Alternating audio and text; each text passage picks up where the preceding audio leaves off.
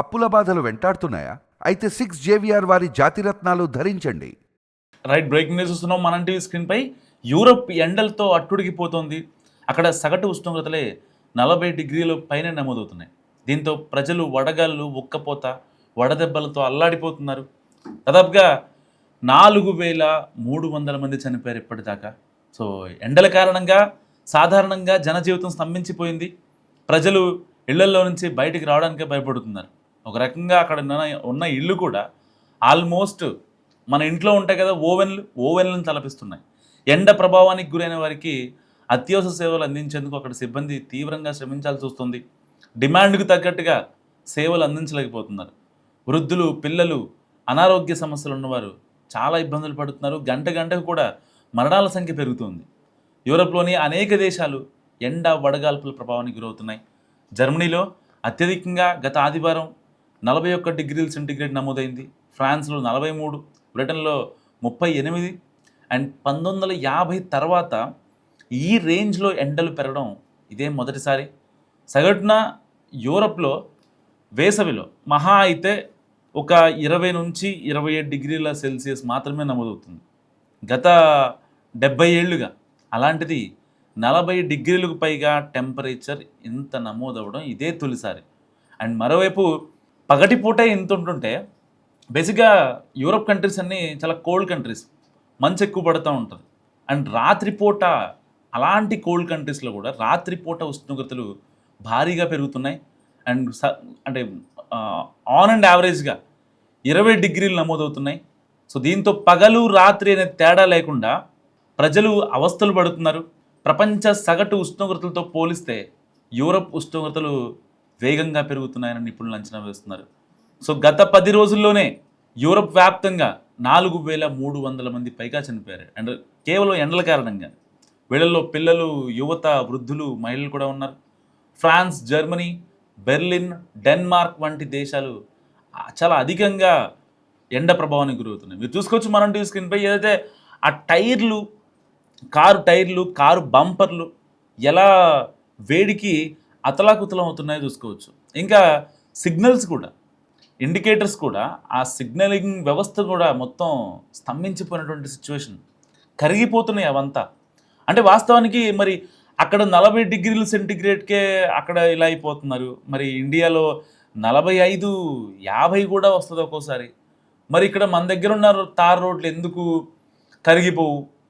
బైకులు కానీ, ఈ సిగ్నల్ వ్యవస్థ కానీ, లేదంటే తార్ రోడ్లు కానీ, లేకపోతే టైర్స్ కానీ, మరి ఇవన్నీ ఎందుకు అంటే మన దేశం అంటే కొంచెం వేడి ఎక్కువ ఉంటుంది, దానికి తగ్గట్టుగా డిజైన్ చేస్తారు. అక్కడ చలికి తట్టుకునేలా మాత్రమే ఉంటాయి. మీరు చెప్తే నమ్మరు, యూరప్ మొత్తం మీద మహా అయితే ఒక 13% మాత్రమే ఏసీలు ఉంటాయి ఇళ్లలో. రిమైనింగ్ అయితే 87% అక్కడ ఏసీలు ఉండవు. మ్యాక్సిమం ఫ్యాన్లు అలాంటివి చాలా తక్కువ. ఫ్యాన్లు ఉంటాయేమో, కానీ ఏసీలు అసలు చాలా కష్టం. సో ఇప్పుడు ఆ ఎండ వేడికి తట్టుకోలేక ప్రజలు, పర్యాటకులు యూరప్ వెళ్తారు కదా, సో ఆల్రెడీ డబ్బులు పెట్టేసి ఉంటారు కాబట్టి అక్కడే తప్పక ఉండాల్సిందనమాట. అది యూఎస్ నుంచి వచ్చిన వాళ్ళైనా, ఇండియా నుంచి వెళ్ళిన వాళ్ళైనా, ఆస్ట్రేలియా నుంచి అయినా, ఆఫ్రికా నుంచి అయినా, ఎవరైనా సరే వాళ్ళు అక్కడ మస్ట్గా స్టే చేయాల్సిందే. సరే ఇంకేమైనా హెల్త్ కాన్సిక్వెన్స్ ఉంటే వాళ్ళు వాళ్ళ స్వదేశాలకు వెళ్ళిపోతారు, అది వేరే విషయం. కానీ ఆల్రెడీ డబ్బులు పెట్టాం కాబట్టి రోడ్ల మీదకి వచ్చి జనాలు, అంటే ఆ పోలీసు వాళ్ళు ఏదైతే వాటర్ స్ప్రింకిల్ చేస్తున్నారో, వాటర్ చల్లుతున్నారు మీద, ఇంకా ఆ వేడికి ఆ రీప్లేస్మెంట్గా ఉపశమనం పొందుతున్నారనమాట. అంత దారుణంగా ఉంది పరిస్థితి. నిజంగా ప్రకృతిని కాపాడుకోవాలి అని పెద్దోళ్ళు చెప్తుంటే నిజంగా ఎవరు నమ్మరు.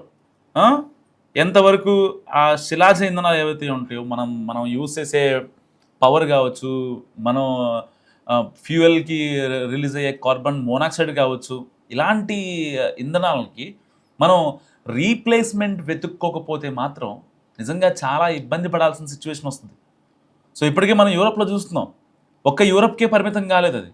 డెన్మార్క్, ఫ్రాన్స్, లండన్, జర్మనీ ఇలాంటి కంట్రీస్కే పరిమితం కాలేదు. ఒకవేళ ఎక్స్ట్రీమ్ అయితే అది ఆ హీట్ వేవ్స్ ఇండియాకి కూడా వచ్చే అవకాశం ఉంది. సో ఇప్పటికే మన దేశంలో భారత ప్రధానులు కావచ్చు, మారినోళ్ళు కావచ్చు, అన్ని రాష్ట్రాల సీఎంలు పచ్చదనం పరిశుభ్రత అంటూ ఉంటారు. మొక్కల్ని పెంచండి, అవే మనల్ని కాపాడతాయి అని చెప్తూ ఉంటారు. నిజంగా ఇది ప్రకృతి మన మీద కోపం పట్టిన సిచ్యువేషన్ కాదు. మనం ప్రకృతిని డ్యామేజ్ చేసిన తర్వాత జరుగుతున్నటువంటి చేంజెస్ మాత్రమే. అందరూ ప్రకృతి ప్రకోపం లేదంటే ప్రకృతి పగబట్టింది అని మాట్లాడుకుంటూ ఉంటారు చాలామంది. వాస్తవానికి అదేం కాదు. ఇన్నాళ్ళు ప్రపంచవ్యాప్తంగా ప్రకృతికి మనం ఏదైతే డ్యామేజ్ చేశామో ఆ డ్యామేజ్ కంట్రోల్ లేదు కాబట్టి ఈ యొక్క వేడిగాలులు అండ్ మన దేశంలో ఎల్నినో ప్రభావం గడిచిన నెలలో జూన్ నెలలో దాదాపుగా ఒక 150 సెంటీమీటర్ల వర్షం పడాలి.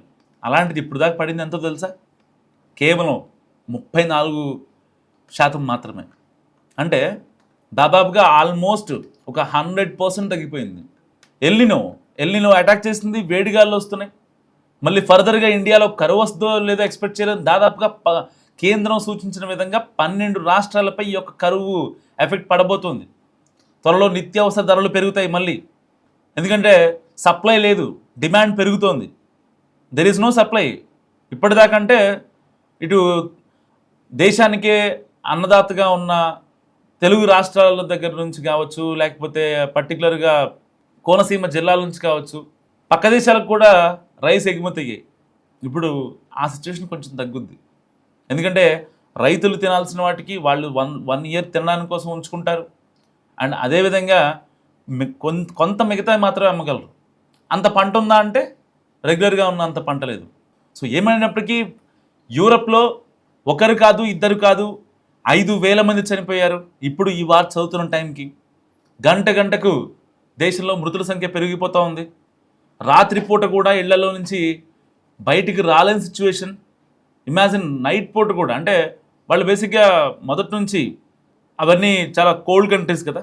సో కేవలం చలిని తట్టుకోవడానికి మాత్రమే వాళ్ళ ఇళ్లలో ఉన్నటువంటి ఆ ఇంటీరియర్ డిజైనింగ్ కావచ్చు, వాళ్ళు వాడే యూస్ చేసే టెక్నాలజీ కావచ్చు బేస్ అయి ఉంటుంది.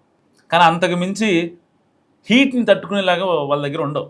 ఓన్లీ చలి కోసమే ఉంటుంది పాపం. ఇప్పుడు ఎంత ఇబ్బంది పడుతున్నారంటే తార్ రోడ్లు కరిగిపోతున్నాయి.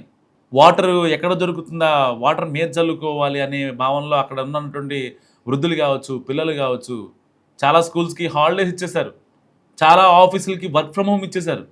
ఎమర్జెన్సీ సిచ్యువేషన్ అయితే మాత్రమే అక్కడ ఆఫీస్కి వెళ్ళి పనిచేసుకోవాల్సిన సిచ్యువేషన్. సో ఇలాంటి నేపథ్యంలో నిజంగా ఈ వార్త వింటున్న ప్రతి ఒక్కరూ ఇప్పటికైనా ఒక మొక్క నాటండి. ఒక మొక్క నాటితే నిజంగా దాని ఇంపాక్ట్ నెక్స్ట్ లెవెల్లో ఉంటుంది. సరే, చాలామంది చెప్తూ వచ్చారు, ప్రధానులు, సీఎంలు అందరూ కూడా మాట్లాడుతూనే ఉంటారు మొక్కలు నాటండి అని. కానీ మనం ఇప్పుడు అబ్జర్వ్ చేయొచ్చు, నాట్ ఓన్లీ యూరప్, ఇప్పుడు ఇండియాలో కూడా ఎల్నినో చాలా గట్టిగా ప్రభావం చూపిస్తోంది. ఎట్టి పరిస్థితుల్లో అక్కడున్న యూరప్లో ఉన్నటువంటి గంటకు పెరుగుతున్న మృతులకు తగిన వైద్యం అందించలేనంతగా హాస్పిటల్స్లో డిమాండ్ పెరిగిపోతుంది. 2022 నుంచి అక్కడ ఎండలు కొంచెం పెరుగుతున్నాయి. సో ఈ 5 ఏళ్లలో ఎండల కారణంగా అక్కడ అంటే 2022 నుంచి 2026 వరకు యూరప్ కంట్రీస్లో ఓన్లీ 60,000 మంది మరణించారు. కేవలం ఎండలు పెట్టి తట్టుకోలేక. బేసిక్గా యూరప్ అనేది ఒక కోల్డ్ కాంటినెంట్. అక్కడ ఇళ్ళు, ఇతర నిర్మాణాలు చాలా వెచ్చగా ఉండేందుకు డిజైన్ చేసుకుంటారు తప్ప చల్లగా ఉండేందుకు కాదు. ఎందుకంటే ఆల్మోస్ట్ అవి చల్లగా ఉంటాయి, స్నోఫాల్ అవుతూ ఉంటుంది. దీంతో ఇంట్లోని వాళ్ళు కూడా త్వరగా ఎండ ప్రభావానికి గురవుతున్నారు. సో ఈజీగా వెంటనే అంటే ఒక రకమైన ఓవెన్ ఇళ్లల్లో ఉంటే, మనం ఇంట్లో ఓవెన్ ఉంటుంది కదా, ఆ ఓవెన్లో ఎంత హీట్ ఉంటుందో ఇప్పుడు వాళ్ళ ఇళ్లలో కూడా అంతే హీట్ ఉంది. అంత దారుణమైన సిచ్యువేషన్ ఎంత దారుణంగా ఉందంటే మీరు కావాలంటే మీరు ప్రాసెస్ చేసుకోవచ్చు యూరోప్లో సిచ్యువేషన్ ఎలా ఉందో. సముద్రం వెనక్కి వెళ్ళిపోతుంది, నదుల్లో నీరు ఎండిపోతుంది. అక్కడ అయితే జర్మనీలో సెకండ్ వరల్డ్ వార్ టైంలో 1939 to 1947 మధ్య సెకండ్ వరల్డ్ వార్ జరిగింది. అదే సమయంలో అక్కడ మందు పాత్రలు చాలా గట్టిగా పెట్టారు. అక్కడ జర్మనీలోని యొక్క వేడికి అగ్గి రాచుకొని పెద్ద పెద్ద అడవుల్లో కార్చిచ్చు ఏర్పడుతుంది. ఆ వేడి దాటికి భూమి అంతా హీట్ అయిపోయి దాంట్లో ఉన్న పేలుడు పదార్థాలు కూడా మొత్తం విస్ఫోటనం అయిపోయాయి, బ్లాస్ట్ అయిపోయాయి. ఎవరూ పేల్చలే వాటిని, భూమిలో ఉన్న వాటిని ఎవరూ పేల్చలేదు, భూమిలో ఉండిపోయాయి. అది ఆ దేశానికి కొన్ని నిఘా సంస్థలకు మాత్రమే తెలిసి ఉంటుంది వాస్తవం. కానీ అవి కూడా పేలిపోయాయంటే జస్ట్ ఇమాజిన్ ఎంత వేడి ఉంటుందో. సో ఎట్టి పరిస్థితుల్లో ఒక మొక్క నాటేందుకు ప్రయత్నించండి. యూరోప్ పరిస్థితి దయచేసి మన భారతదేశానికి రాకూడదని భావిద్దాం మనస్ఫూర్తిగా.